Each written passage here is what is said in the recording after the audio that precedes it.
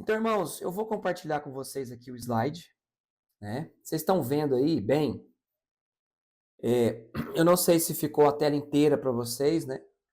Eu acho que quando todos os microfones estão mutados, a tela fica inteira para vocês aproveitar e ver mais, né? Para aqueles que estão com o celular, eu gosto sempre de indicar colocar na horizontal o telefone, né? Fica melhor. Mas vamos lá. Irmãos, panorama desse livro, né, que está nas nossas Bíblias com o nome de Apocalipse. Nós vamos falar um pouco sobre esse nome Apocalipse também, né, nesse panorama. Aqui tem algumas imagens, irmãos. Eu vou ocultar aqui essa câmera. Eu vou ocultar aqui essa câmera para vocês verem aqui algumas coisas, alguns pontos aqui sobre. Olha só essas imagens, irmãos. Dá uma observada nessas imagens. Aqui então tem. Deixa eu mutar. Alguém está com o microfone aberto. Já, já mutei. Ok. Então, irmãos, algumas imagens aqui deles queimando bandeiras de Israel. Pessoas nessa vala aqui, né? Todas essas coisas, essas fotos aqui. Tá aqui uma pessoa, não sei se você tá vendo, com um facão na mão e vai decepar a cabeça de uma pessoa. Essa cruz aqui sendo jogada no fogo. Então, todas essas coisas que fazem parte desse livro, né? Isso aqui também faz parte desse livro. Nós vamos tudo falar, essas imagens aqui faz parte desse livro. Algumas pessoas da escola que está aqui, o Silvio, talvez o Gabriel, não sei se o Rodrigo chegou a ver esse panorama. Vocês entraram nesse panorama? Alguém aí pode falar? Algum de vocês aí pode falar se vocês entraram nesse panorama de Apocalipse? Ninguém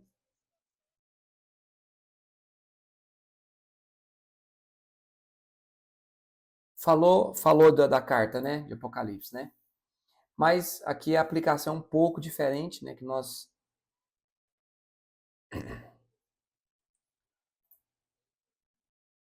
Ah, ok. Então, muitas pessoas não ouviram e tem mais pessoas aqui que não participaram desse panorama. É a aplicação que eu dou um pouco diferente, né? Então vamos entrar. Irmãos, o alvo dessa lição tá aqui. Se você quiser anotar, depois eu posso passar para você também esse panorama, mas é muito importante você anotar, porque quando você anota, isso é didático para você. Ajuda na absorção do seu entendimento, né? Então, saber, conhecer os princípios interpretativos do Apocalipse, sentir, né? Saber sentir e agir, apreciar toda a Bíblia como revelação de Deus. Eu devo sentir que toda a Bíblia é revelação de Deus. Agir, experimentar, estudar a Bíblia como revelação. Então, não só estudar, mas experimentar. Né? Vamos seguir aqui. Introdução. Apesar de muitos considerarem Apocalipse estranho e de mau agouro, é por esse motivo geralmente negligenciarem sua leitura. Esse é o único livro do Novo Testamento com uma promessa de bênção para. Olha só a promessa que esse livro, exclusivamente, esse livro de Apocalipse tem uma promessa para os que leem e ouvem, aqueles que leem e aqueles que ouvem as palavras da profecia e guardam as coisas nela escritas. Então, acho que alguns ou todos que estão aqui, por exemplo, essa palavra guardam, guardar tem sinônimo daquilo que nós já falamos. Guardar significa fazer com que se cumpra. Então, fazer com que aconteça. Então, não adianta você ouvir nem ler e não guardar, né? Então, essa palavra guardar, o sentido dela é fazer com que se cumpra, fazer com que aconteça. Ok? Na história da igreja, o livro Apocalipse tem sido o mais negligenciado, o mais mal entendido e e mais mal interpretado por um número maior de pessoas do que qualquer outro livro. Isso aqui é um comentário de Billy Graham. Apocalipse é notoriamente o livro mais difícil e mais espantoso do Novo Testamento. Entretanto, é também indubitável que acharemos que valeu a pena e muito lutar com ele até que nos tenha fornecido suas bênçãos e nos tenha aberto seus tesouros, né? William Barclay. Irmãos, eu não sei você, mas a primeira vez que eu fui ler o livro de Apocalipse, irmãos, eu tinha medo de ler Apocalipse. E eu acredito que várias pessoas, eu não sei se você teve, mas eu tive muito medo de fazer a minha primeira leitura. Eu lembro como se fosse hoje, que eu tive muito medo de ler a primeira vez esse livro. Eu sentia arrepios, eu sentia medo, eu sentia calafrio. E eu li o livro de Apocalipse, eu acho que em um dia, né? Obrigado, amor. Eu li o livro de Apocalipse em um dia e eu tive muito medo de ler. Eu me arrupiava, eu estava sozinho dentro de casa. Foi recente a minha leitura. Assim que eu me converti, eu li o livro de Apocalipse e eu tinha muito medo. Por quê? Porque o nome Apocalipse é um nome assustador, né? Os filmes de coisas terríveis, de fim do mundo, se tratam colocam esse nome como se esse nome retratasse o livro.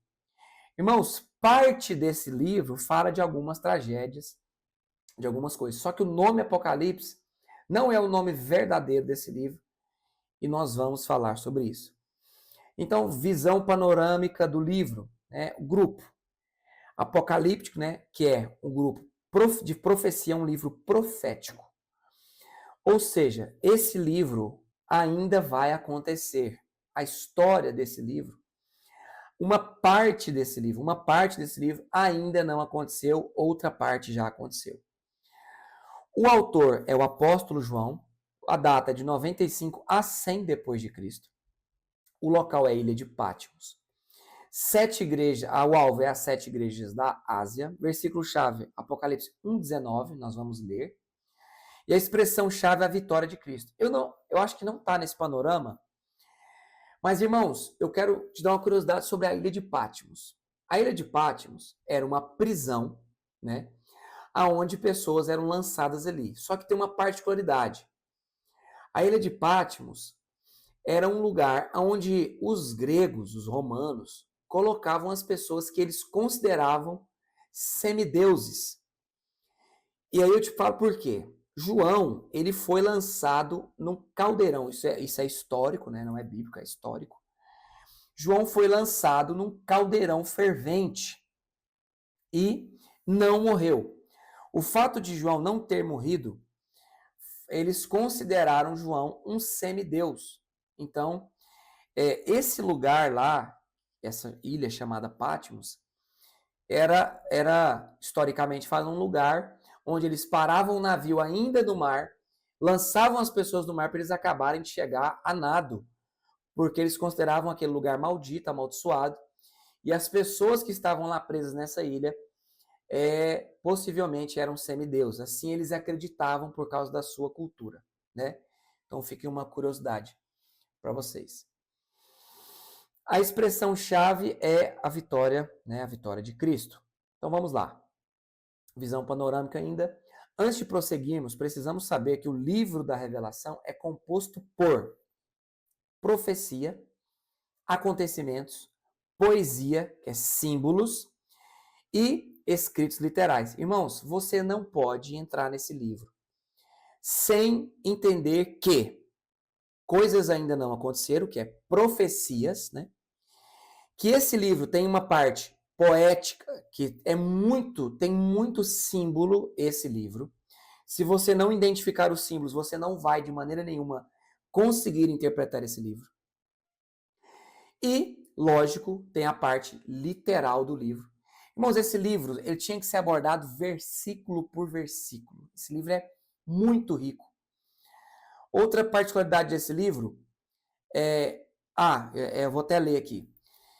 Só há possibilidade de se entender o livro da Revelação caso você já tenha lido toda a Escritura no mínimo uma vez, pois o Apocalipse é o resumo de todos os 65 livros anteriores.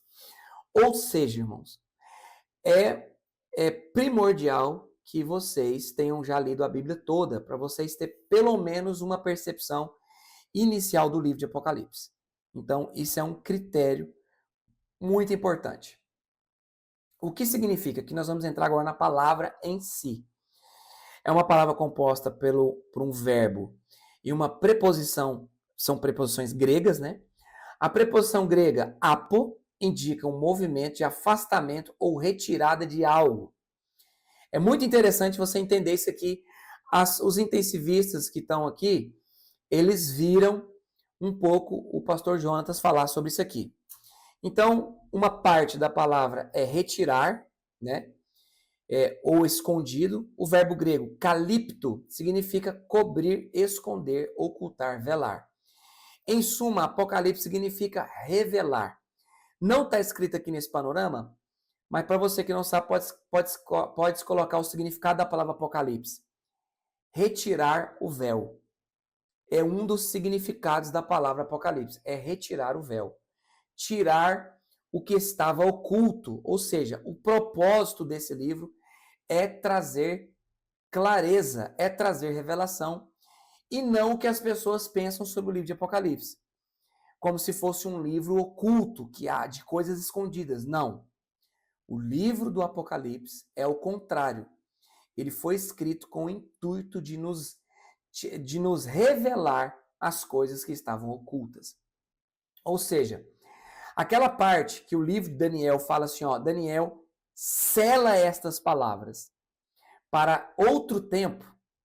O que significa isso? Significa que o livro de Apocalipse foi a continuação da visão de Daniel. Isso é muito importante você anotar isso, você entender isso. Aquilo que Daniel, não sei se você já leu o livro de Daniel, e numa parte ali do livro de Daniel fala assim,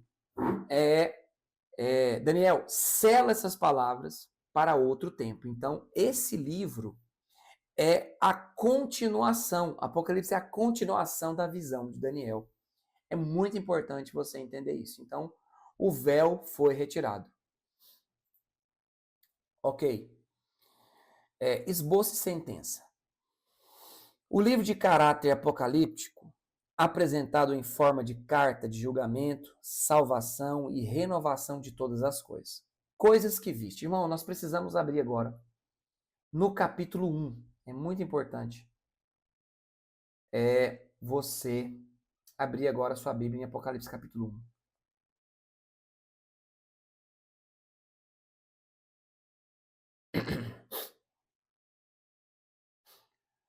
Então, o verso 3 fala dessa bem-aventurança, né? Daqueles que leem essas palavras. João destinando às 7 igrejas. Mas um versículo chave é esse aqui, ó. Olha, o verso 6, ele já fala algo muito forte. Todos esses versículos são fortes, mas olha só. E nos constituiu reino, sacerdotes para o seu Deus e Pai, a ele, né, a glória e o domínio pelos séculos dos séculos. Amém. Irmãos, aqui ele já começa a falar que nos constituiu reino, ou seja, as pessoas que estão lendo esse livro, já salvas, e já com o intuito de cumprirem ou guardarem o que está escrito nesse livro, Jesus constituiu essas pessoas reino, ou seja, você só vai participar do reino se você guardar as coisas desse livro. Né? E não só desse livro, os livros que antecedem o livro de Apocalipse. Então ele nos constitui o reino, sacerdotes. Irmão, eu preciso falar sobre isso, não sei se eu já falei sobre isso aqui para vocês, mas o sacerdócio levítico, Deus não aboliu o sacerdócio. Deus ele continuou o sacerdócio, não o levítico, mas o sacerdote de Melquisedeque. Por quê? Porque se você não é sacerdote, você não pode, primeiro, entrar no Santo dos Santos, que é na presença de Deus. Então você não pode, de maneira nenhuma, se você não for constituído sacerdote, você não tem autoridade para entrar no lugar onde Deus fala. Está entendendo isso?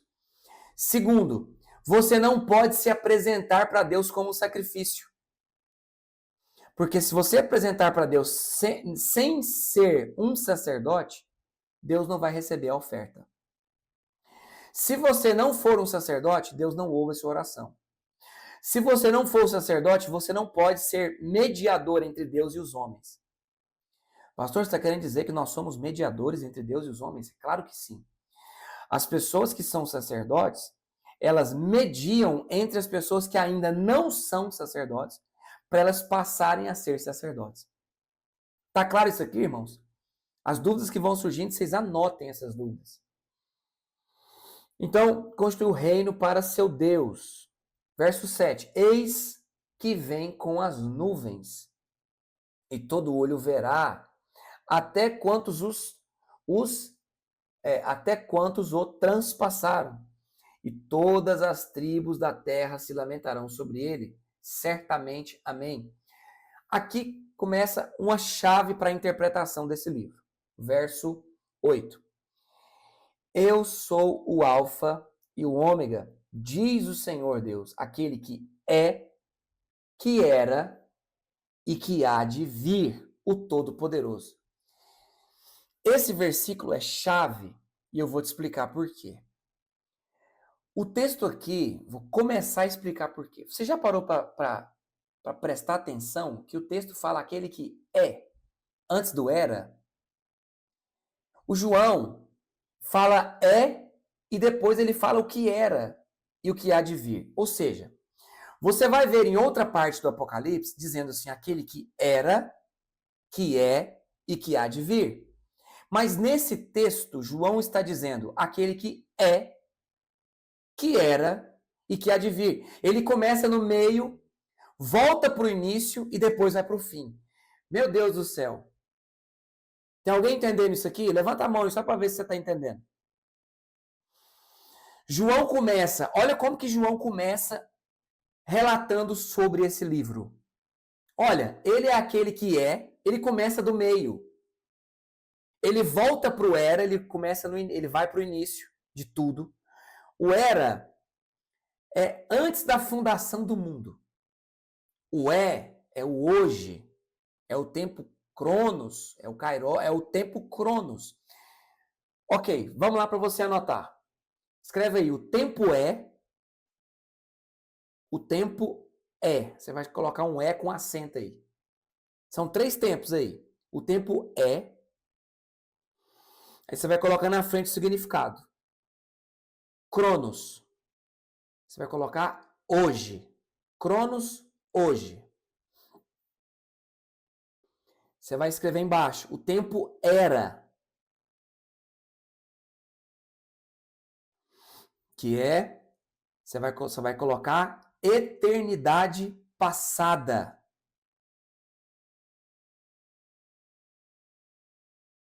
Que também é o ontem. Eternidade passada também é o ontem. Então você vai colocar era, eternidade passada, ontem. E você vai colocar o terceiro tempo, que é há de vir, que é eternidade futura. Então, há de vir, que é o terceiro tempo. Eternidade futura. Amanhã.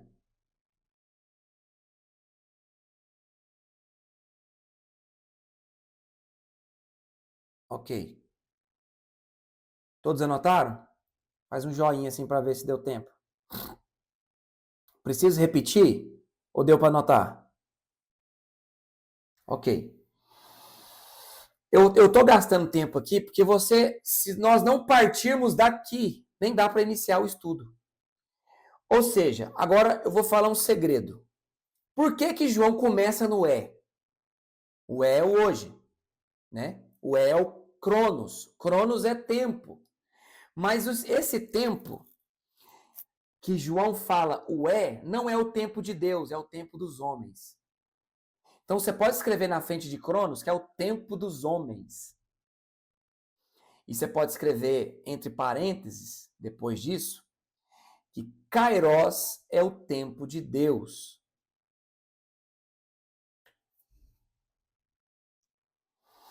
E para ficar melhor, depois que você escreveu isso, você pode escrever: o Cronos é o tempo debaixo do Sol. Irmão, essa lição é muito importante você entender isso. Cronos é o tempo debaixo do Sol. Vou esperar você anotar. Cronos, o tempo debaixo do Sol. O tempo dos homens. Ok? O Kairos é o tempo de Deus acima do Sol. Kairos, o tempo de Deus acima do Sol. E o Kairos é toda a eternidade. O Kairos é toda a eternidade. Eu vou até colocar a câmera aqui em mim para eu poder gesticular e que vocês possam entender melhor sobre esse tempo aqui. Que é um princípio muito violento para você entender Apocalipse. E não só Apocalipse. Então vamos lá. Presta atenção aqui. Quando João estava recebendo a revelação desse livro, João foi arrebatado ao terceiro céu e João é transportado para o tempo do hoje. Irmão, é um negócio muito louco. O tempo que João foi transportado do é o tempo do hoje, não o nosso hoje, o tempo do hoje de João naquele dia. E quando João olha, ele vê o Cordeiro. Porque naqueles dias, João tinha que ver primeiro o Cordeiro, que era o tempo de hoje dele. Ele tinha que ver o ontem, que é o era. O que é o era? O antes da fundação do mundo. Então, olha só, quando João é arrebatado, ele sai debaixo do sol, vai para cima do sol, onde o tempo é Kairos. Era como se João olhasse para a esquerda e olhasse para aquilo que era. João olhasse para frente, ele olhava para todo o E João olhava para a direita e via todo o amanhã e toda a eternidade. Então você vai ver João falando de coisas do João falando de coisas do era, nesse livro, e João falando de coisas que há de vir. Por quê? Porque João estava num tempo onde não tem tempo. Só para complicar um pouquinho sua cabeça. Quando João está no terceiro céu, lá não há tempo. Nós precisamos entender nessa ótica que não tem tempo debaixo do sol. Só para deixar sua cabeça ainda um pouco mais maluca, mas mais entendida, o sol, irmãos, foi criado no quarto dia da criação. O sol. E o que marca relógio, o que marca 24 horas é o sol. Para você entender que antes do quarto dia da criação, milhões de anos podem ter passado. Pode ter passado. Você está entendendo isso aqui? Milhões de anos podem ter passado. Por quê? Porque ainda não tinha cronômetro, não tinha cronos. Ou seja, só quando o sol foi criado foi determinado o tempo. Salomão fala assim, ó, há tempo para todas as coisas debaixo do sol. Portanto, só debaixo do sol há tempo. Agora eu vou dar um código. Pega o código aí para vocês. Pega o código, Márcio. Portanto, quem tem o Espírito Santo, presta atenção nisso. Uma parte de nós tem o Espírito Santo. E o Espírito Santo, ele acessa o terceiro céu, onde não tem tempo. Ou seja, parte da eternidade e do entendimento da eternidade está dentro de nós. Cara, será que dá para você entender um pouquinho sobre isso? Ou seja, o Espírito Santo, ele não está debaixo do sol. E agora vem o código. Por que uma pessoa que tem 1 ano de fé pode ter o entendimento de 20 anos de fé? Meu Deus do céu. Eu acho que agora deu para entender alguma coisa. Porque o Espírito Santo que está dentro da pessoa, ele está na eternidade. Paulo diz para Timóteo, Paulo, não deixe que ninguém despreze a sua mocidade. Ou seja, Paulo, não deixe que ninguém despreze a sua idade. Maturidade na Bíblia não tem a ver com idade fisiológica debaixo do sol. Maturidade na Bíblia tem a ver com o quanto você se entregou ao entendimento que o Espírito Santo tem trago para a sua vida. Vou falar de novo. Meu Deus, eu vou falar de novo. Maturidade não tem a ver com a idade debaixo do sol. Tem a ver com o quanto você permitiu que o Espírito Santo ministrasse na sua vida. O Espírito Santo pode ministrar na sua vida anos em horas. Não é Será que eu estou falando alguma besteira aqui? Se você achar que é besteira depois, você me fala. Abre o microfone e fala, pastor, isso é uma besteira. Se você crê que o Espírito Santo está dentro de você, que a Bíblia que eu leio fala que o Espírito Santo habita em mim. E se você crê que o Espírito Santo é Deus, e que Deus não habita debaixo do sol, você vai entender que todo o conhecimento e toda a eternidade está no Espírito Santo, porque o Espírito Santo é Deus. A questão é que o Espírito Santo está dentro de você. E se você permitir que o Espírito Santo te domine, te governe, te controle, te dirija, tem pessoas, irmão, que senta diante da Bíblia e cresce e amadurece anos em horas. Ou seja, não tem a ver com a idade debaixo do sol, tem a ver com o quanto você tem avançado no Espírito Santo. Meu Deus, irmão, fala alguma coisa, pelo menos dá um glória para Jesus, se você entendeu isso. Não tem a ver com idade. Não tem a ver com idade. Não tem a ver com idade. A Bíblia fala, irmãos, João Batista, com menos de 30 anos de idade, dava aula. Dava aula para rabis. Ele era muito e foi muito considerado nos dias dele. Sabe por quê? A Bíblia fala que João Batista era como um caniço agitado ao vento. E a Bíblia fala, desde o ventre, João Batista era cheio do Espírito Santo. Por que João Batista foi um grande profeta? E segundo as palavras de Jesus Cristo, ele foi não grande, mas o maior profeta. Mas por que a Bíblia chama ele de um caniço agitado ao vento? Irmão, um caniço é como um bambu. Bambu é oco. Bambu não tem nada dentro. E a forma de você ser cheio do Espírito Santo é você ser vazio de você mesmo. O código, pega o código aí. Como ser cheio do Espírito Santo? Sendo vazio. Sendo oco. Sendo oco. Quanto menos de você há em você, mais do Espírito Santo há em você. Então, ser cheio do Espírito Santo não é orar demais. Claro que orar demais vai te esvaziar de você mesmo. Não é só orar demais, não é só jejuar. Jejuar, orar e ler a Bíblia são as práticas espirituais para arrancar o seu eu, o meu eu de dentro de mim, a ponto de eu ser tão nada para o Espírito Santo se tornar tudo na minha vida. Jesus dos crentes. Aleluia, aleluia. Eu preciso glorificar o Senhor. Porque, irmão, se você não glorificar Jesus de jeito aí, não tem como. Não tem como. Não tem como. É por isso que eu não sei quantos dias nós vamos ficar só nesse slide. É muito forte. Agora, para você discernir esse livro chamado Revelação, você tem que entender esses 3 tempos.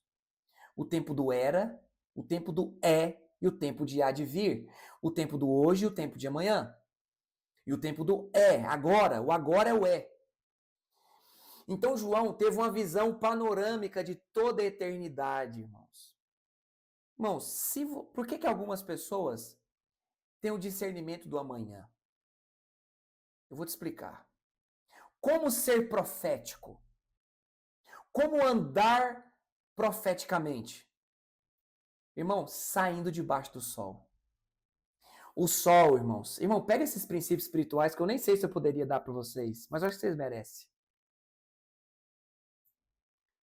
Eu acho que sim, eu acho que vocês querem isso. Isso, irmãos, o sol, ele é o que detém a eternidade. É por isso que quando Jesus vier, meu Deus do céu, vou ter que falar isso. Quando Jesus vier, irmãos, o sol vai fugir, a lua vai desaparecer. Oh Deus, meu Deus do céu, irmão. O sol vai fugir, a lua vai desaparecer, porque a eternidade vai descer para a terra, irmão. Irmão, pelo amor de Deus, o sol, ele detém o nosso conhecimento, o relógio, ele luta contra nós. Agora, pastor, como que eu faço para sair debaixo do sol? Irmão, quando você ora de tal maneira que você sai do átrio. Já viu quando a sua oração está no átrio, que ainda tira carne? Não, pega isso aqui, por favor. Pega, anota, por favor. A nossa oração tem 3 fases. Ou seja, a nossa oração tem 3 tempos. A nossa oração começa no átrio, aonde tem cheiro de carne. Meu Deus do céu. Oh Deus, eu te louvo por essas palavras preciosas, Jesus. A nossa oração começa no átrio, onde nós estamos na carne ainda, irmãos. Você começa a orar sem vontade, você não quer, você insiste, você cochila, você abre a boca de novo, porque é a oração do átrio, a oração carnal. Meu Deus do céu. Aí, se você insistir, por isso que a Bíblia fala, batei, e abre-se-vos-á. Abre-se-vos-á o quê, meu irmão? A porta do santo. A porta do lugar santo. A segunda fase da nossa oração é o lugar santo. Meu Deus, eu tô pentecostal hoje. Irmão, eu tô sentindo o poder de Deus aqui hoje. Meu Deus! Aleluia! Ô Senhor, derrama unção e graça sobre esses homens e as mulheres, Senhor. Então, quando você insiste, bate, você sai do átrio. Você sai da carne e entra no santo. Você passa para aquela oração mais emotiva, aquela emoção, aquela oração da alma, onde a sua alma vai gritar. Aonde a sua oração começa a ganhar forma, porque lá no santo ela começa a ganhar forma. Lá no santo é o lugar de você colocar o incenso. Mas só tem incenso se você foi lá para fora do átrio primeiro e queimou o corpo. Ah, não, irmãos, pelo amor de Deus, eu vou parar. Pelo amor de Deus, irmão.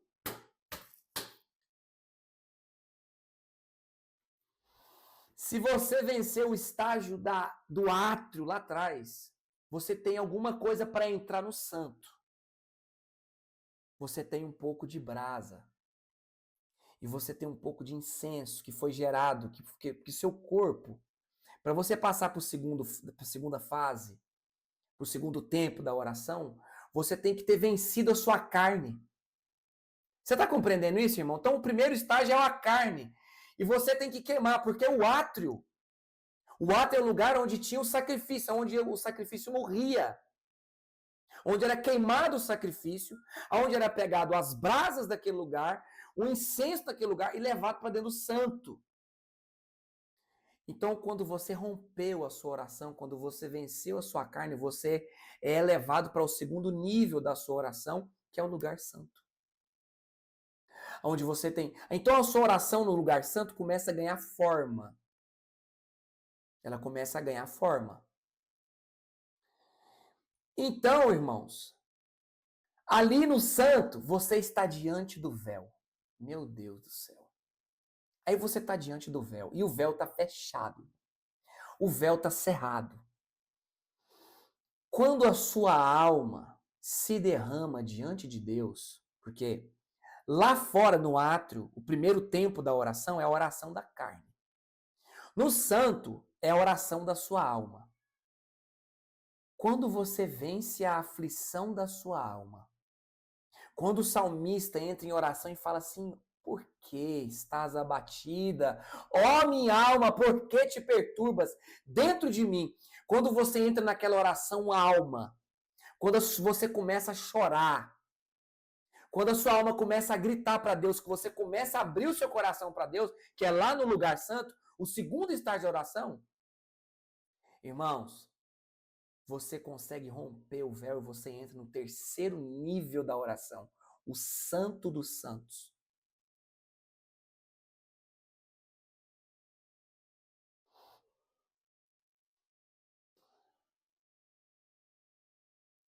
Então, o segundo lugar, o segundo tempo da oração é a oração da alma. É quando a alma se derrama e se rasga diante de Deus, ela abre o véu, ela abre o lugar para o Santo dos Santos. Porque, irmãos, o derramar está na alma. Você está me entendendo?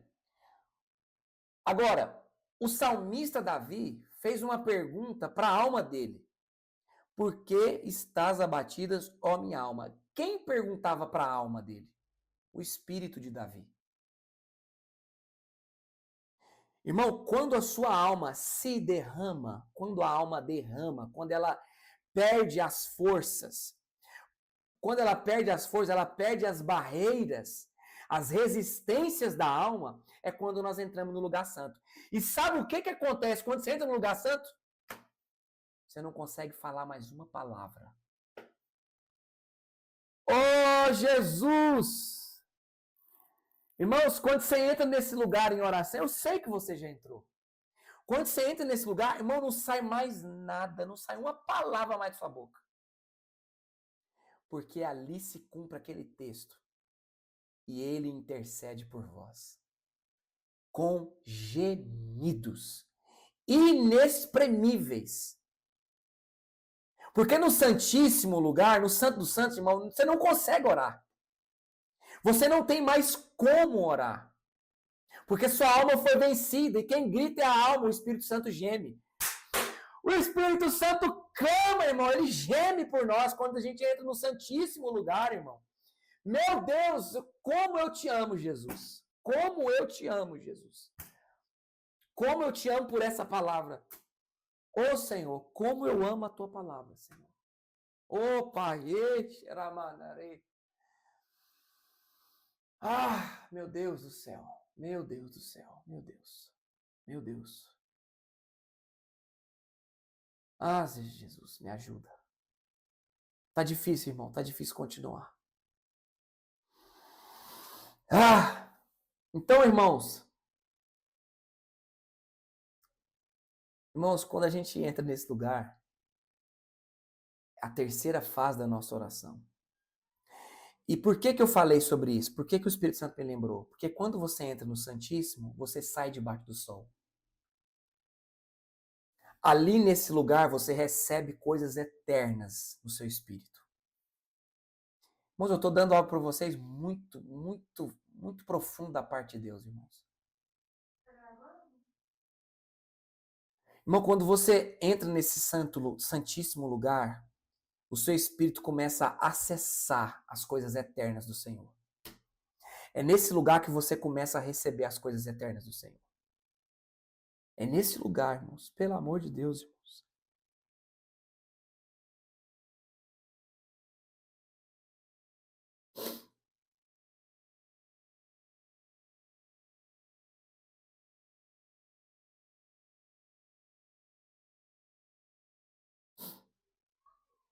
Quando a gente chega nesse lugar, não tem mais palavra, irmão. Não tem mais alma ali. Ali acabou tudo.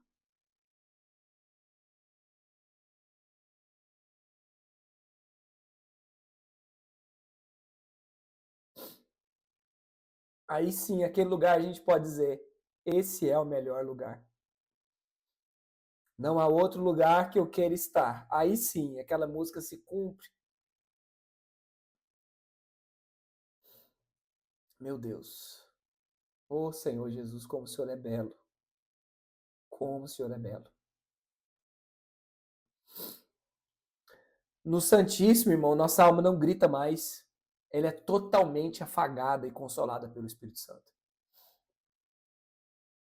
No Santíssimo Lugar, irmãos, é o lugar que nós devemos estar. Eu quero agradecer a Jesus por essa palavra.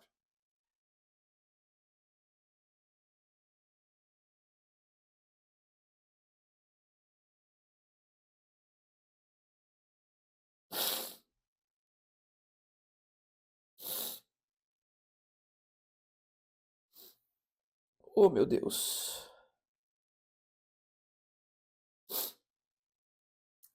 Irmãos, nós não podemos continuar sem esse lugar. Não podemos avançar. Não podemos. Não podemos avançar sem esse lugar. Não podemos fazer nada fora desse lugar. Nesse lugar nós recebemos a eternidade, a visão do profético. Sabe o que vai fazer você continuar, irmãos? Continuar até o fim na sua caminhada, a seguir essa palavra, a seguir o Cordeiro, irmão. Para nós seguirmos esse Cordeiro, esse lugar de morte, é só se acessarmos esse lugar. Esse lugar está debaixo do sol, irmão. Eu não sei se você entendeu, mas o sol ele te oprime, o sol nos oprime. Então nós devemos romper esse lugar, irmão. Romper esse lugar. Nós devemos romper esse lugar. Oh, Deus. Ei! Será que dá pra gente continuar? Tem alguém aí ainda? Meu Deus do céu. Vamos continuar, irmão. Vamos tentar. Tá difícil hoje, mas nós vamos conseguir. Meu Deus. Então, o livro, irmãos, de Apocalipse, ele não dá para passar nele como se fosse um ribeiro. Porque o livro de Apocalipse é a revelação do próprio Jesus, irmão. Não dá para passar correndo pelo livro de Apocalipse. A gente passa correndo num ribeirinho de água, num corguinho. Não dá para passar correndo por aqui não, irmãos. Aqui não dá. Vamos lá. Então, eu não sei onde eu parei. Verso 8. Eu sou o alfa e o ômega. Então, ele é o primeiro. Ele é o primeiro. Irmãos, Jesus é antes de Adão. Eu não sei se você sabe que antes que Adão existisse, Jesus, homem, já existia. Não escandaliza, não. Algumas pessoas acho que já ouviram isso aqui. Para que Deus fizesse Adão conforme a imagem e semelhança de Deus, Deus já teria que ter um corpo humano. Não escandaliza, não. Mas aguenta, receba aí. Enquanto Deus formava Adão, ele estava olhando para Jesus, o alfa, o princípio de todos, o primogênito de toda a criação. Tá entendendo isso, irmãos? Aí eu te falo, mas como que Jesus estava lá já em carne, irmãos? Porque ele não estava debaixo do sol. Ele estava fora do tempo. Eu disse que você teria que entender isso. Como que Jesus estava lá no Éden? Se Jesus só foi manifesto lá na barriga de Maria. Irmãos, isso é debaixo do sol. Acima do sol, Jesus já estava lá. Como Jesus também já está lá no final. Dá para entender uma loucura dessa? Só se for no espírito, irmão. Porque na alma não vai entender isso não. Mas no espírito dá para entender. Então ele é o alfa. Ele é o primogênito de toda a criação. Ele estava lá em pessoa. No dia que Deus formou aquele homem, Adão. Não é para qualquer cabeça isso aqui não, tá, irmãos? Não é para qualquer cabeça. Mas vamos lá. Então, olha só. Porque você não acredita em mim, eu sei que você não acredita, mas vai lá pro verso 10. Achei-me em espírito. Ele se achou em quê, irmãos? Em espírito. Aí, você quer adorar a Deus de qual maneira? A única forma de adorar a Deus é em espírito. Irmão, a única adoração que Deus recebe é a em espírito. Ele não recebe a adoração em alma. Ele não recebe a adoração em carne. Deus recebe a adoração em espírito. Para acessar as coisas eternas, você tem que entender que você tem que estar no Espírito. Aquele que é espiritual discerne as coisas espirituais. Aquele que é carnal discerne da carne, mas aquele que é espiritual discerne as coisas do Espírito. E de tudo discerne. Ou seja, você quer ter discernimento? Tem que andar no terceiro nível. O terceiro lugar, o Santíssimo. É aquele lugar onde nós devemos estar nesse lugar de oração. Irmãos, nós devemos permanecer nesse lugar de oração. Porque o João disse, achei-me em espírito no dia do Senhor. Esse dia do Senhor aí é o domingo. Porque o dia do Senhor é o dia da ressurreição, o dia que ele ressuscita. É o mesmo dia que possivelmente ele voltará, viu, irmãos?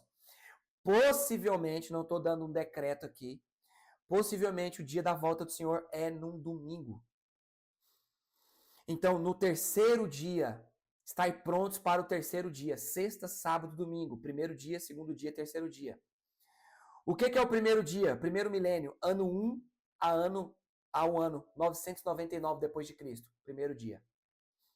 Ano 2. Do ano 2000. Ano 1. De 0 a 999. Né? O ano 2, a partir de 1000, ano 1000 até 1999, é o dia 2, segundo dia. Se você ler Êxodo capítulo 19, se você ler Oséias capítulo 5, os últimos versículos, se você ler Oséias capítulo 6, os primeiros versículos, você vai ver primeiro dia, primeiro milênio. Segundo dia, segundo milênio. Primeiro dia, sexta-feira. Segundo dia, sábado. Terceiro dia, domingo. Quando começou o terceiro dia milenar? 2001. 2001 começou o primeiro segundo ou milésimo de segundo do terceiro dia. Tem alguém entendendo isso aqui? Então, o dia do Senhor voltar, que é o dia do Senhor que está escrito aqui, é no terceiro dia, ou no terceiro milênio. Eu quero te dar uma boa notícia. O terceiro milênio começou em 2001. E se Jesus ressuscitou nas primeiras horas do dia de domingo, a Bíblia fala em Oséias que como a alva é as primeiras horas do dia. Eu não sei se você está entendendo que 2024 são as primeiras horas do terceiro dia. Jesus pode estar, irmãos, chegando aí a qualquer segundo, a qualquer momento, Jesus pode estar aparecendo aí. Ah, Senhor, que eu esteja aqui, Senhor, esperando o Senhor como uma noiva adornada, como espera pelo seu amado. Tem noiva esperando Jesus aí, irmão? Só para saber se tem alguém aí. Meu Deus do céu. Meu Deus do céu. Deixa eu ver se eu continuo esse estudo aqui, irmão. Não dá para trabalhar desse jeito. Então, irmãos, capítulo 2 são as coisas que são. Então, olha, coisas que viste, coisas que são e coisas que hão de acontecer. Capítulo 2 são as coisas que são. Capítulo 1, as coisas que viste. Capítulo 2, as coisas que são. Capítulo 3, as coisas que hão de acontecer. Então, nesses primeiros momentos aqui, coisas que viste, coisas que são, visão de Jesus Cristo. Então, ele viu Jesus como um cordeiro que tinha sido morto. Por que João viu Jesus como um cordeiro que tinha sido morto? Porque ele viu Ele viu Jesus chegando no céu como um cordeiro ensanguentado. Você está entendendo isso? João viu Jesus chegando no céu como sacrifício. Só que João também viu Jesus glorificado, com seus olhos como chama de fogo, da sua boca saindo uma espada afiada. Ele também viu Jesus, aquele Jesus a qual ninguém sabe o nome, que tem um nome na sua mão. Ele também viu Jesus. E João também viu Jesus descendo para a terra com o cavalo branco, em sua coxa escrito Senhor do Senhor, Rei dos Reis, Senhor dos Senhores. Ele viu Jesus com uma espada, ele viu Jesus descendo para a guerra. Ou seja, João viu Jesus subindo para o céu, ele viu Jesus sendo coroado, abrindo os selos, que é as coisas que são, e João também viu Jesus descendo. Ele viu os 3 tempos de Jesus. Meu Deus do céu, gente. Que coisa forte esse estudo aqui. Não dá para trabalhar assim não, irmãos. Dá não, irmão. Como é que você fala desse homem? Desse jeito, só falando assim, né? Não, Diego, você acha que é bagunçado assim? Nós estamos falando do rei dos reis, irmão, do príncipe da paz. Irmão, para falar desse homem, irmão, você tem que pedir licença. Ele é o cara. Jesus é o cara, irmão. Ele é o Senhor de todas as coisas. Irmão, ele é o Criador dos céus e da terra. Meu Deus do céu. Irmão, hoje tá demais. Hoje tá demais isso aqui. Hoje tá demais. Vamos lá, vamos seguir. Ó, Apocalipse comparado com outros livros da Bíblia. A boa compreensão de Apocalipse se dará com a observação do plano maior de Deus, iniciado em Gênesis e completado em Apocalipse. Então aqui, ó, eu falei um pouco, né? Eu já fui à frente. Jesus lá em Gênesis, ele é o alfa, ele é o princípio de tudo. Ele é apresentado em Israel pelos profetas. Ele é apresentado como Jesus Cristo em Efésios, Igreja dos Apóstolos, Consumação, Apocalipse. Então, eu sou o alfa e o ômega. Ele é o tudo. Isso aqui quer dizer, ele é o tudo. Ele é tudo em todos. Vamos lá, vamos seguir, que eu já tinha falado sobre aquilo. Opa, desculpa aí. Eita. Eu queria pegar esse negócio aqui um pouco embaixo. Vamos lá. Apocalipse comparado com outros livros aqui. Apocalipse é o desfecho que começou em Gênesis. Né? Os primeiros capítulos de Gênesis e os últimos capítulos do Apocalipse possuem contrastes bastante notáveis da leitura bíblica. Então, olha lá, a criação de tudo, a restauração de tudo. Olha os paralelos aí entre Apocalipse, entre Gênesis e Apocalipse. Então, em Gênesis, criação de tudo. Apocalipse, restauração de tudo. Então, no Apocalipse, criou tudo, o homem sai e se perde. Em Apocalipse, o Senhor restaura o caminho de volta para o Éden e coloca o homem lá de volta, né? Restaurando tudo. O paraíso na terra, o paraíso celestial, né? Porque a Nova Jerusalém está descendo, o Éden está voltando para a terra. Paraíso no Gênesis, paraíso no céu. Homem semelhante a Deus, né? Que é Adão, homem glorificado, que é o último Adão. A serpente vencendo o homem, lá em Gênesis, fazendo com que a mulher peque. Eu vou ter que falar sobre isso aqui só. Não vou não. Então, lá no Éden, uma mulher se perde. Lá no Éden, uma mulher se perde com o fruto errado. Lá em Apocalipse, agora, o fruto está certo e a mulher agora encontrou com o fruto. Aquele que vencer, darei que coma do fruto da árvore da vida que está no meio do jardim. Então, lá atrás, a mulher se perde, come o fruto errado, agora a mulher se acha e vai comer o fruto certo, no lugar certo. Lá em Gênesis, a queda, em Apocalipse, a restauração. A vida se torna limitada lá em Gênesis, a vida se torna eterna em Apocalipse. A morte entra no mundo em Gênesis, a morte é excluída do mundo em Apocalipse. Louvado seja Deus. Vamos seguindo. A importância do livro. O Apocalipse não foi dado somente para transmitir informações sobre o futuro, mas para ajudar o povo de Deus no presente, que por essa razão deve guardar as coisas escritas das profecias, da palavra desse livro. J.B. Phillips esboça 5 importantes lições que podemos aprender no livro de Apocalipse. Olha só. A soberania absoluta de Deus resulta em seu propósito último de destruir todas as formas do mal. 2. Os juízos inevitáveis de Deus virão sobre o mal. Então, João Batista fala assim, ó, raça de víboras, quem vos ensinou a fugir da ira vindoura? Então, no Apocalipse virá a ira vindoura, né? Os juízos inevitáveis de Deus. A necessidade da perseverança paciente baseia-se no conhecimento de Deus e está no controle de toda a história. 4. A fidelidade de Deus promete segurança espiritual completa para os que são fiéis a Ele.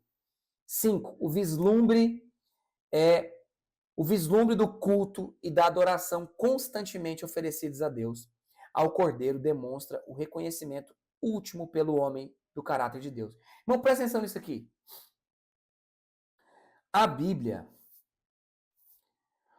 ela começa com o culto e ela termina com o culto. A Bíblia começa com o casamento, termina com o casamento. Irmãos, a consumação de todas as coisas foi um culto lá no céu, no qual Deus era o pastor e Jesus era a oferta. Deus era um sacerdote, Jesus a oferta, no qual o próprio Deus recebe, no qual o próprio Deus ofereceu. Então, toda a Bíblia, irmãos, é um grande culto. E Deus nos ensinou a cultuar através do sacrifício do culto do Filho dele. A Bíblia é a história de um grande culto. Por que nós cultuamos até que ele venha? Porque toda a história da Bíblia é um culto. Apocalipse termina num culto. Irmãos, o Éden, o jardim, começa com um culto. Como assim, pastor? Você tem que me explicar.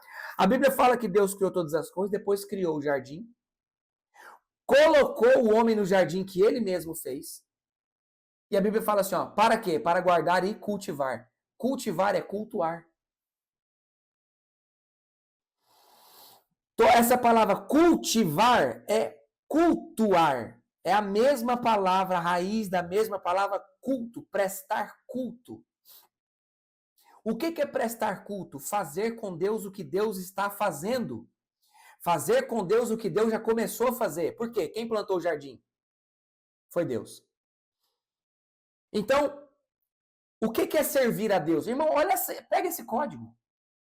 Pega aí qual é o verdadeiro culto. O verdadeiro culto é continuar a fazer aquilo que Deus começou.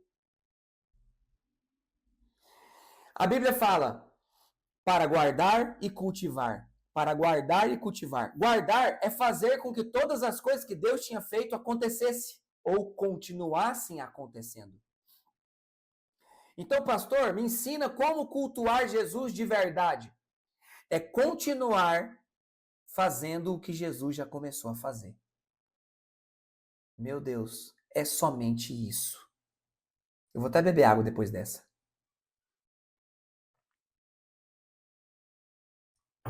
O verdadeiro culto é fazer com Deus aquilo que ele já começou. Então, se fosse ter um discernimento hoje, Gabriel, qual é o seu ministério? É não ter ministério nenhum. Diego, qual é o seu ministério? O seu ministério é não ter ministério. O seu ministério é continuar o ministério de Cristo. Você não tem ministério, eu não tenho ministério. Nós não fomos chamados para ter ministérios. Nós fomos chamados para fazer com Jesus aquilo que Jesus começou a fazer. Ele é o autor e também o consumador. Então, sem ele, nada podeis fazer. Ou seja, que ministério você tem se você não pode fazer nada sem ele? Então, a questão é não faça nada sem Deus. Porque se você fizer alguma coisa sem Deus, você se torna um iníquo. Tem alguém entendendo isso aqui? Se você fizer alguma coisa sem Deus, você se torna um iníquo. Meu Deus do céu, eu vou ter que continuar. Já comecei a falar uns negócios que não... Vamos lá.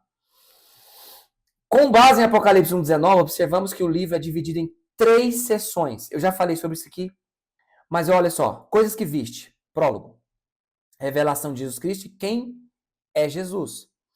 Coisas que são. Mensagem às 7 igrejas. Exortação, elogios e repreensão, consolo. Então são as coisas que são, capítulo 2 e 3.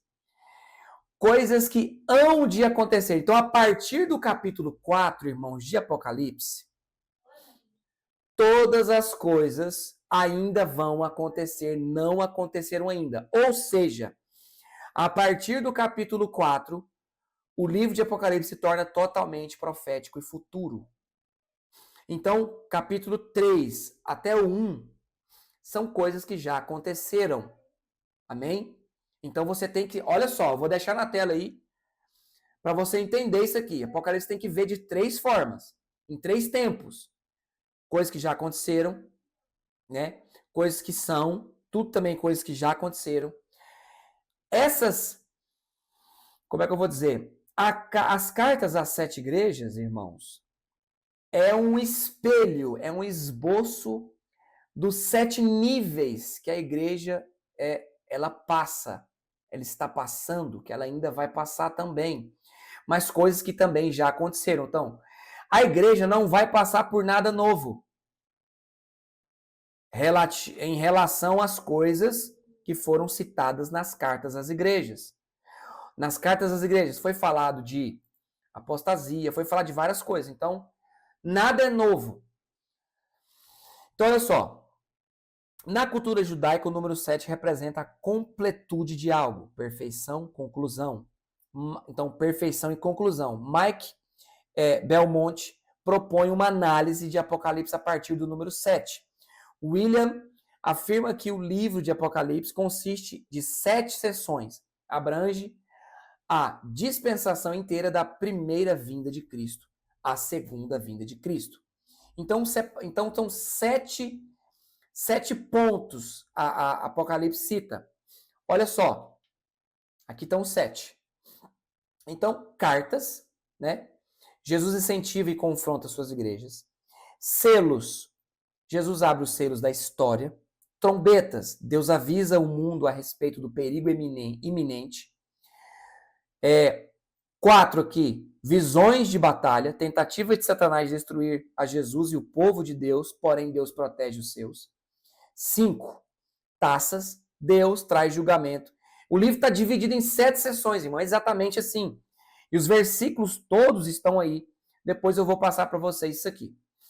Então, taças, Deus traz julgamento ao mundo. Visões da queda, 6º, né? Deus derrotará o sistema religioso babilônico. 7, visões da vitória de Jesus, queda de Satanás e juízo final. Então, 7 separações sobre esse livro. Um ponto aqui que eu não sei se eu poderia falar, mas sobre esse 6º ponto, Deus derrotará o sistema religioso babilônico. Alguém aqui desconfia qual sistema religioso é esse? Alguém que pode abrir o microfone e falar? Se você pode falar, irmão, abre aí o microfone e fala. Ninguém? Ninguém vai falar, irmãos? Pelo amor de Deus, irmãos. Vocês estão com medo de falar, irmão? Põe pra fora. Ah, não. Eu não vou falar, não. Vocês vão ter que falar. Eu vou seguir, então. Deus derrotará o sistema religioso babilônico. Qual o sistema que você acha que é esse nos nossos dias? Fala aí, irmão. Catolicismo. Boa. Alguém mais quer falar alguma outra coisa?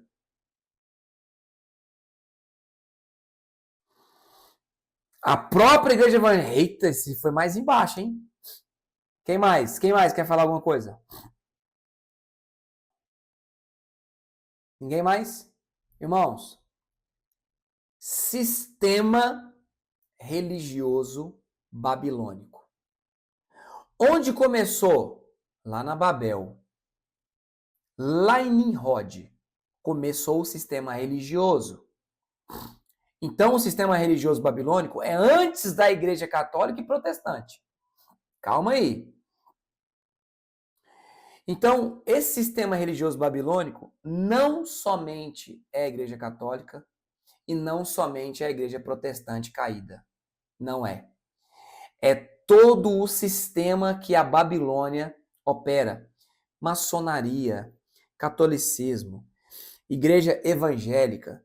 Esses trem, nem vou citar o resto. Mas é todo o sistema. Porque, irmãos, a Babilônia ainda governa parte, não da Igreja de Cristo, mas a igreja organização, sim, ela domina a organização. Então, tudo que é parede, que é muro, é Babilônia. Tudo que é tijolo é Babilônia. Tudo que tem a ver com esse sistema, arraigado ao sistema babilônico, lá de Babel, todos os princípios de Nimrod. Qual que é os princípios de Nimrod? Que o nosso nome seja, para que o nosso nome não seja esquecido. Qual que é a igreja que faz com que os nomes dos mortos sejam conhecidos e continuem sendo conhecidos? Eu acho que você sabe. Eu não sei se você sabe que já aconteceu a primeira beatificação e santificação dos evangélicos. Misericórdia, eu vou até beber água. Alguém sabia disso? Que já beatificaram uma pastora? Já beatificaram uma pastora, já santificaram uma pastora por aí já. Depois você pesquisa aí. Já beatificaram uma pastora. Nimrod falou assim, ó, vamos construir uma torre para chegarmos ao céu e o nosso nome não ser apagado da terra. Esse nome não ser apagado da terra, ele é praticado pela Igreja Católica, pelo budismo, por várias outras religiões. Estão entendendo isso aqui?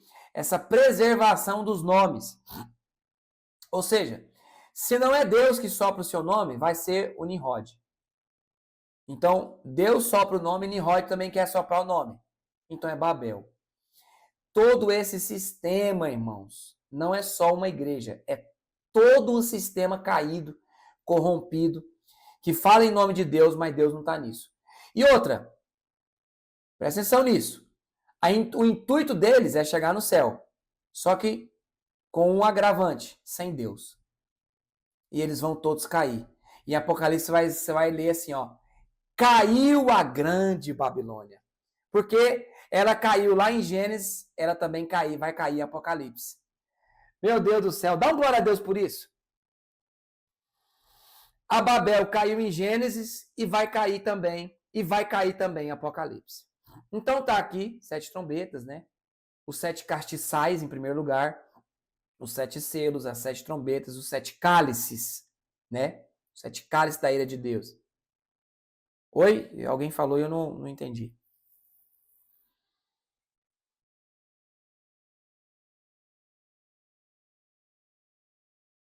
Como é que é? Quem fez isso?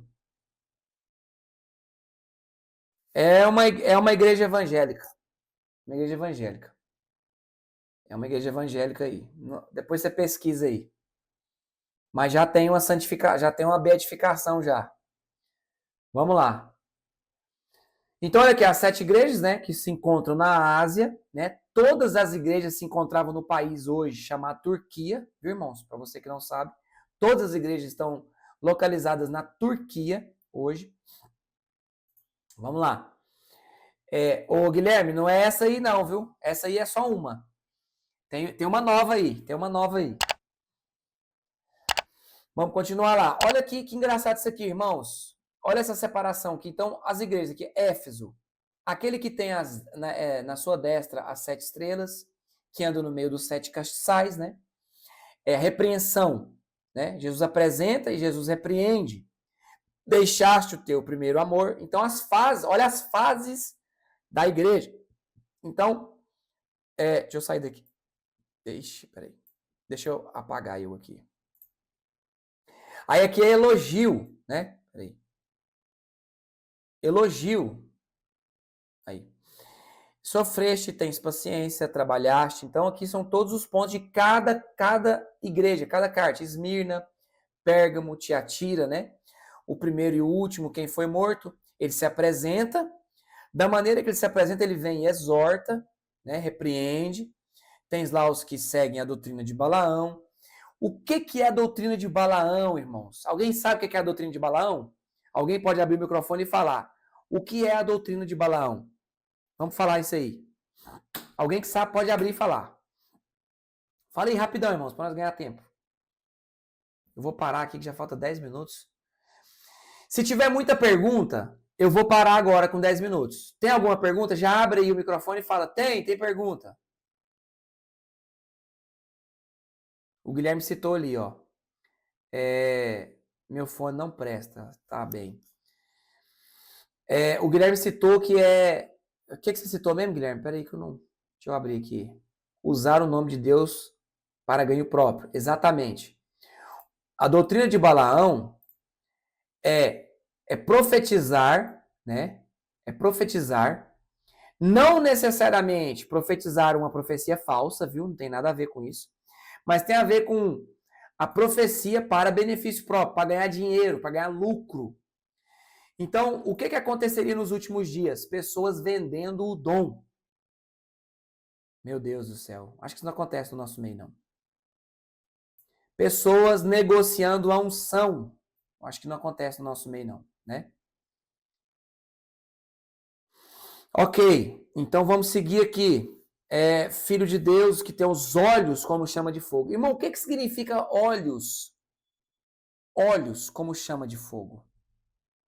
Pastores do Pix, tem aí, falando aí, pastores do Pix. Exatamente. Pessoas vendendo dom. Essa é a doutrina. Todas essas coisas são a doutrina de Balaão.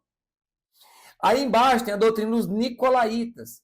Nicolaítas é a doutrina da prosperidade, é a hipergraça. A hipergraça, irmãos, é a doutrina dos nicolaítas. A hipergraça. O evangelho fácil. O evangelho fácil é a doutrina dos nicolaítas. É o evangelho sem cruz. Se você quiser anotar, a doutrina dos nicolaítas é o evangelho sem cruz. É o evangelho fácil. Essa é a doutrina dos nicolaítas. A doutrina que Jesus já não volta, já voltou. A doutrina que está pregando, que está proibindo irmãos, tem pastor aí proibindo irmãos de estudar Apocalipse, o livro de Apocalipse. Não sei se você sabe disso. Tudo isso faz parte da doutrina dos nicolaítas. E os nicolaítas, irmãos, presta atenção num ponto dos nicolaítas, que eu quero te vacinar hoje. Muita atenção. Os nicolaítas eram pessoas que, por um período, seguiam uma doutrina verdadeira. Eram de dentro do nosso meio, saíram do nosso meio e agora ficam inflamando as pessoas pela internet. E eu oro para que o Senhor queime a língua deles em nome de Jesus e que eles se convertam. Porque esse povo corrompe a igreja verdadeira. Ou tenta corromper a igreja verdadeira. Pessoas que já tiveram uma voz com um ensino doutrinário, como eu vou dizer, apostólico, com graça, com óleo do Espírito Santo, mas hoje estão envenenados e envenenando a igreja. Ou seja, o alerta é esse. O alerta é: não se confunda, eles já estiveram no nosso meio e pregavam a verdade. Pode fazer, irmãos. Eita! Ah,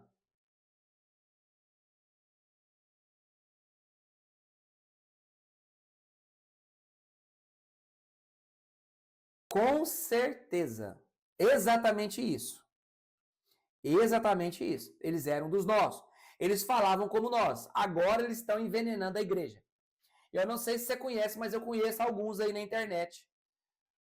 Uns rebeliados aí. Tem uns rebeliados aí na internet. Por isso você tem que tomar conta. Olha só a repreensão aqui, ó. Ó, olha o que Jesus tinha contra essa igreja. Tens também os que seguem a doutrina dos Nicolai. Então, Jesus ele está contra as pessoas que estão seguindo essa doutrina. É isso. O texto aqui está dizendo exatamente isso. Tem alguém com mais pergunta, irmão? Então já estamos caminhando para o fim. Mais alguém, irmãos? Eu tô apaixonado hoje, irmão. Hoje eu tô derramado hoje, como diz hoje. Hoje o negócio tá gostoso hoje, irmão. Fala aí, irmão. Abra o microfone, irmão. Pelo amor de Deus. A Aline do Oliveira, que lá de São Paulo, ela deve. Não escandaliza não, viu, Aline? Esse é o dia mais fraco nosso aqui.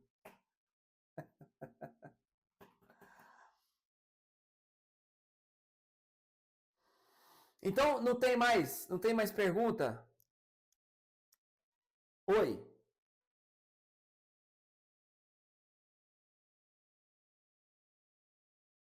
Ah.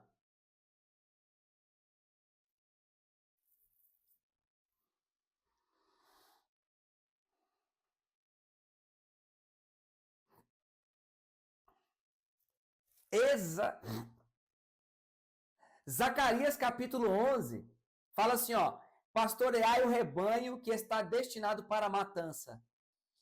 Pastores endemoniados conduzindo as ovelhas para o matadouro. Por quê? Porque existe um comércio de almas. Meu Deus do céu, acho que eu não poderia falar sobre isso aqui agora. Meu Deus do céu. Acho que eu já falei, né? Agora já foi. Existe um comércio de almas, meus irmãos. Pastores que vendem almas para o diabo. Meu Deus, irmão, isso aqui é tão pesado falar sobre isso. Senhor, nos guarda em nome de Jesus. É tão forte falar sobre isso. Se você ler Zacarias capítulo 11, leia Zacarias capítulo 11. E aí, você vai entender o que Jesus estava dizendo em João capítulo 10. Que você o tempo todo achou que João 10:10 era o diabo que veio para matar, roubar e destruir. Mas Jesus está repreendendo os falsos pastores em João 10:10. Não está escrito lá sobre o diabo. Irmãos, tem um monte de gente vendendo unção, vendendo mercadoria. Porque o Judas é um símbolo de um falso pastor, um negociador de unção. Judas é um negociador de unção. Porque ele é filho do diabo. O diabo, ele começou negociando a unção. E na teologia nós vamos entrar sobre isso aí. O diabo começou vendendo o incenso. Ele começou vendendo, ele comercializou as pedras afogueadas. Todo homem que negocia o dom é filho do diabo. Essa inclinação de vender o dom é algo do diabo. O diabo começou vendendo a unção.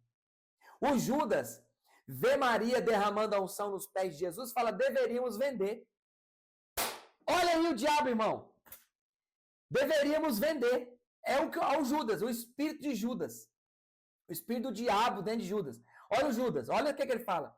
Vendo Maria quebrar o vaso de alabastro aos pés de Jesus, fala assim, ó. Deveríamos vender e dar aos pobres. Esses sacanas desses caras, sabe o que eles fazem? Passa o Pix que eu vou ajudar os pobres. Tudo filho do diabo, irmão. Porque Jesus falou assim, ó, os pobres tereis sempre convosco. Mas a unção é para ser derramada nos meus pés, irmão. O dom é para ser derramado nos pés, é para gastar os pés de Jesus, irmão. Pelo amor de Deus, eu vou parar. Fiquei chateado.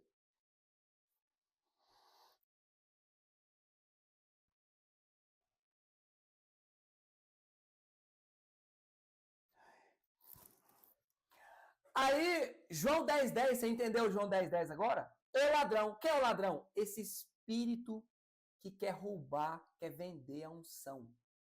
E sabe o que é o problema? Se tem procura, irmão, é porque tem oferta. Se tem oferta é porque tem procura. Se tem quem venda, é porque tem quem compre. E sabe quem está alimentando esses cães? Ah, você não quer saber, não. Quem que está alimentando esses cães que estão comendo as ovelhas? O evangélico. Os evangélicos. Os evangélicos são os que mais gostam de comprar unção e de dar dinheiro para os cães. Eu já falei isso aqui e vou falar de novo. Deus não criou o cão. Deus criou lobo. Quem criou cão foi o homem. Quem sustenta essa raça de cão é o homem. Quem domesticou, quem amansou o cão, quem amansou... Não, irmão, eu deveria dar uma aula para vocês aqui. Meu Deus do céu. Sobre a serpente. Só para você entender um pouquinho, irmãos, eu deveria dar uma aula para vocês. Por que a serpente entrou no Éden? Ah, não. Essa fica para outra aula. Fala aí, Márcio.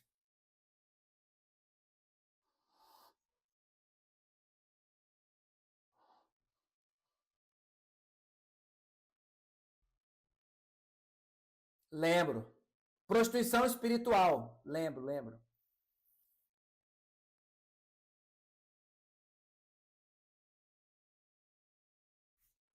Exatamente. Se tem dinheiro, é prostituição. Se não tem dinheiro, é adultério. O adultério, ele é constituído adultério quando não há dinheiro envolvido. Ok? Porque tem como os pastores traírem a noiva. Meu Deus, isso aqui não dá para ficar falando em pouco tempo, não, irmão. É muita coisa. Porque eu já falei sobre isso aqui em outra aula. O Potifar é uma tipologia de Jesus que saiu, que afastou da noiva, da mulher para trabalhar. Aí o José foi colocado como mordomo da casa de Potifar. José é o tipo da igreja. Não, é o tipo dos ministérios, dos pastores. É o tipo dos pastores. E a mulher de Potifar é o tipo da igreja. Então o José foi colocado para cuidar, para ser mordomo da casa de Potifar na sua ausência. Então o José, ele não pode deixar a noiva se apaixonar por ele. Pelo amor de Deus, isso aqui é pesado demais. Isso aqui eu não vou responder, não vou falar sobre isso aqui porque é muita coisa. Mas você já deu para entender um pouco? Que o José, que é o tipo da mordomia cristã, ele não pode permitir que a mulher de Potifar se apaixone por ele e se deite com ele. José conseguiu fugir a tempo de não se deitar com a mulher do homem. Mas muitos pastores não conseguem. Aí ele se deita com a mulher de Jesus. Irmão, aí é adultério espiritual. Quando a igreja é apaixonada pelo pastor, quando ela endeusa o pastor, é um adultério espiritual. E quando a igreja ainda paga para isso acontecer, aí é prostituição. Porque só é prostituição se tem dinheiro envolvido. Meu Deus do céu, vamos deixar isso quieto, vamos deixar isso para outra aula. Já deu nosso horário, irmãos. Mas pelo menos anota essas coisas, irmãos, para a gente talvez falar em outra altura, porque depois, quando a gente voltar, a gente talvez não lembra mais. Mas é isso, igreja de Jesus Cristo. Nós fomos convidados para cuidar da mulher de outra pessoa. A mulher é de Jesus. Ele morreu por ela. E vou te falar uma coisa, ele é ciumento. Irmão, pensa num marido ciumento que vai voltar. Se ele souber que tem um indivíduo que mexeu com a mulher dele, irmão, sai da frente daquele homem que vem com a espada na boca, irmão. Sai da frente daquele homem que vem com os olhos como chama de fogo. Irmão, Jesus vai vir, vai acabar com todo mundo, irmão. Ele vai matar todo mundo, irmão. O povo pensa que Jesus vai vir e vai passar a mão na cabeça do povo, irmão. Ele vai vir matar todo mundo, irmão. Todo mundo que se opor contra o Cordeiro, aqueles que fizerem guerra contra o Cordeiro, vai morrer tudo. Meu Deus. Mas, amém. Vamos finalizar aqui. Vamos finalizar. Alguém que só tem mais um comentário aí pra gente orar, irmãos? Mas já até passou do horário. Ora, fala rapidinho, irmão.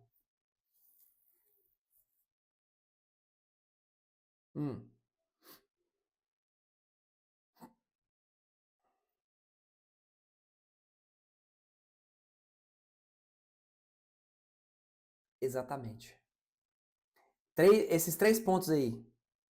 Esses três pontos aí. Aí, não dá pra me falar, né? Porque o erro de Caim, se fosse falar, era uma aula só sobre isso.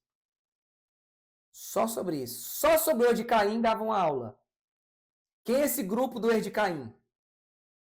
Aí dava outra aula sobre os que caíram no engano de Balaão. Meu Deus do céu. Glória a Jesus. Isso é forte demais. E a rebelião da casa de Corá. Dava um estudo para cada um. Dava 3 estudos. Dava 3 dias de estudo. Vamos terminar, irmãos. Vamos terminar. Vocês são bênção demais. Estou feliz demais de ter voltado esse início de aula com vocês depois do intensivo aqui que a gente ficou, né, uns dias aí ocupado. Mas, irmão, vamos voltar com o gás todo. Mas eu quero dar uma palavra para vocês. Antes de ter começado essa aula, eu orando hoje à tarde, eu vou falar para vocês, irmãos. A palavra é uma palavra para o coração de vocês, é uma direção. Não sei, vocês têm outros pastores, mas para alguns aqui que segue essa direção, que siga essa direção. Irmãos, vão todos para o lugar secreto. Irmão, larga tudo que você estiver fazendo. Para com tudo que você estiver fazendo e vai para o altar.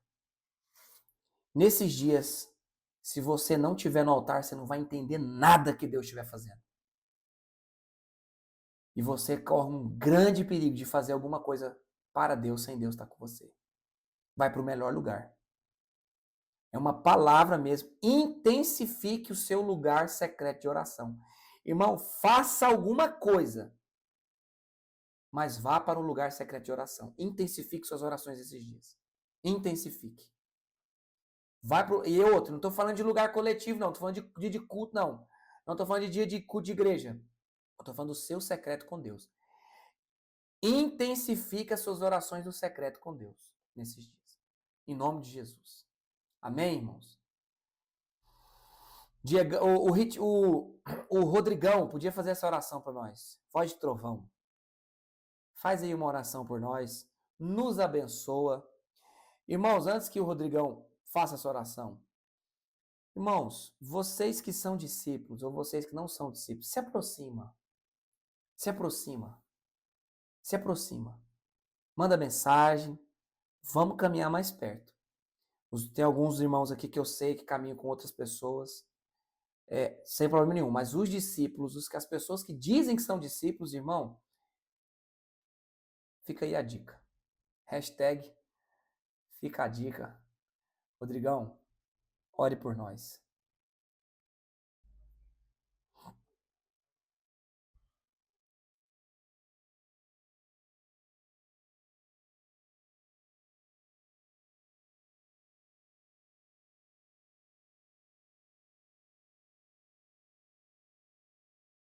Oh, glória. Sim, Senhor.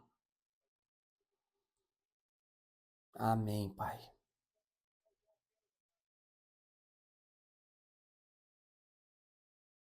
Ah!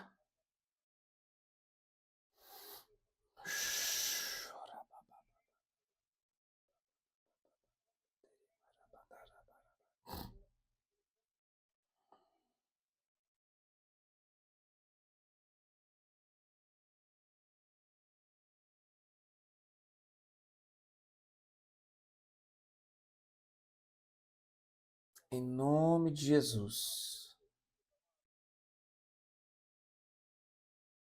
Amém. Assim seja. Irmãos, está encerrado. Se você precisar de mim, irmãos, entre em contato. Pega no zap aí. Irmãos, por favor, continue orando, intercedendo uns pelos outros. Amém? Amo vocês muito, mas é muito mesmo. Sem medida, recalcada, sacudida e transbordante. Deus abençoe vocês, irmãos. Está encerrada a nossa live. E qualquer coisa, estamos no privado, tá bom? Deus abençoe vocês.